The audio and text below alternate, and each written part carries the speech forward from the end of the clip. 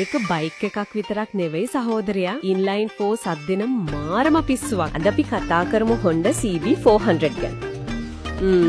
මේක නිකම් බයික් එකක් නෙවෙයි නේද? ජපාන් තාක්ෂණයයි අර පරණ ක්ලාසික් පෙනුමයි එකතු වෙලා වීදිවල යනකොට ඇත්තටම ඇහැ නතර වෙන එක. අපිට හම්බුණු මේ තොරතුරු අනුව බැලුවම මේක මෙච්චර ජනප්‍රිය වෙන්න මිනිස්සු මේකට මෙච්චර කැමති වෙන්න හේතු ගොඩක් තියෙනවා වගේ. අපි ඉතින් මේ ගැන ටිකක් ගැඹුරට කතා කරමු අද.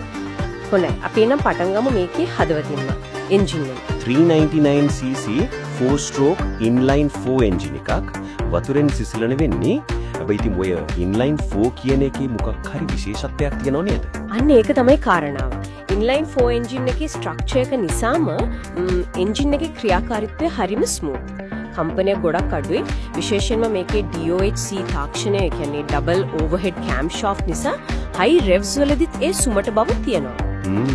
බලය ගැන කිව්වොත් අශ්ව බල 53ක් විතර එනවා 11000 rpm වගේ. ටෝක් එකත් හොඳයි. 39 නිව්ටන් මීටර් වගේ 9500 rpm වලදී.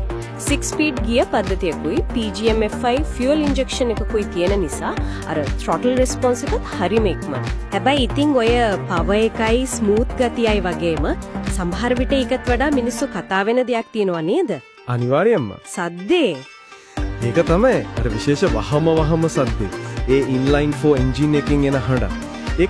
ඒක නිකම්ම සද්දයක් නෙමෙයි. ඒක ඇත්තරම සමහරු කියන්නේ සංගීතයක් වගේ කියලා. ඒක ඇහෙනකොටම දන්නවා නේද? ඔව් ඒක CB400 එකක් කියලා අඳුරු ගන්න පුළුවන්. ඒක මේ බයික් එකේ ඩෙන්ටිටි එකේම කොටසක් වෙලා දැන්. හරි. එන්ජින්නේ සද්දේ ඊළඟට පෑනුම. මේකෙත් අර විශේෂ ගතියක් තියෙනවා. රෙට්‍රෝ කියන්නත් බෑ, මොඩර්න් කියන්නත් බෑ වගේ. ඒක තමයි. ඒ දෙකේ ලස්සන මිශ්‍රණයක්. අර වටකුරු ලොකු හෙඩ් ලැම්ප් එක, ටැංකියේ ෂේප් එක, ඒකට වෙනම ලස්සනක් තියෙනවා. මීටර එකත් එහෙමයි නේද? ටැකෝ එක ඇනලොග් අනිත්ව ඩිජිටල්. ඔව් ඒකත් අර මික්ස් එක පෙන්නනවා. ටැකෝමීටරේ කටුව කැරකෙද්දී ස්පීඩ් එක වගේ දේවල් ඩිජිටල් ස්ක්‍රීන් එකේ පෙන්නනවා.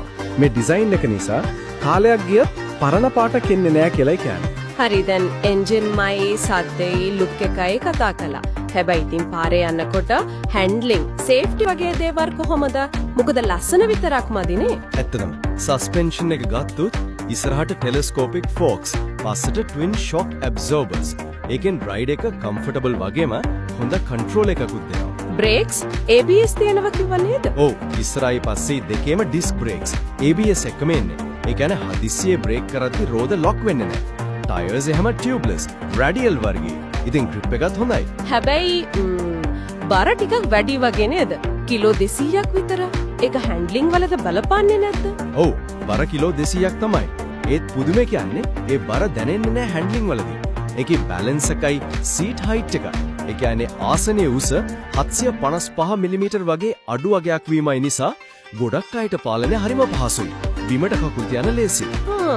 ඒක ලොකු දෙයක්. ඔව් වීල් බේස් එකත් ඒ කියන්නේ රෝද දෙක අතර දුර 1410 මිලිමීටර් වීම ස්ටෙබිලිටි එකට උදව්වක්.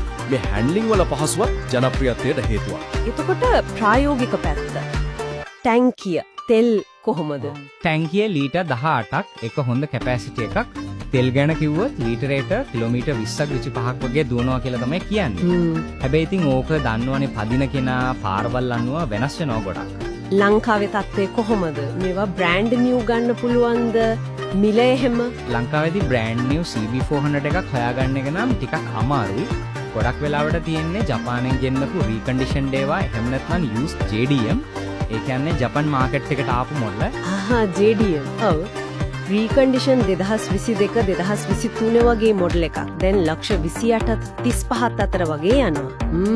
ඒක ලොකු ගාණක්. ඔව් ඒක ඉතින් බයික් එකේ කන්ඩිෂන් එක අවුරුද්ද වගේ දේවල් එක වෙනස් වෙනවා. එතකොට මේ හැමදේම එක්ක කවුද මේක ඇත්තටම ටාගට් කරන්නේ? අපේ තොරතුරු වල තිබුණා ජිම් බ්‍රවුස්, ස්ට්‍රීට් කිංග්ස්. ඔව්. ඒ වගේ අයට ක්ලාසික් පෙනුමට කැමති අයට විශේෂයෙන්ම අර ඉන්ලයින් 4 සද්දට පිස්සු වැටෙන අයට තමයි මේක වැඩිම සෙට් වෙන්නේ. ඒ කියන්නේ මේකේ ස්පෙක්ස් වලට, පර්ෆෝමන්ස් වලට එහා ගියපු අර පදින කෙනා එක්ක ඇති වෙන කනෙක්ෂන් එකක් අත්දැකීමක් තියෙනවා. ඒ වගේම තව කිව්වා මේක ටිකක් මොඩිෆයි කරාම පාරේ යනකොට හැමෝම බලන හෙඩ් ටර්නර් එකම එනවා කියලා. ඔව් ඒක ඇත්ත.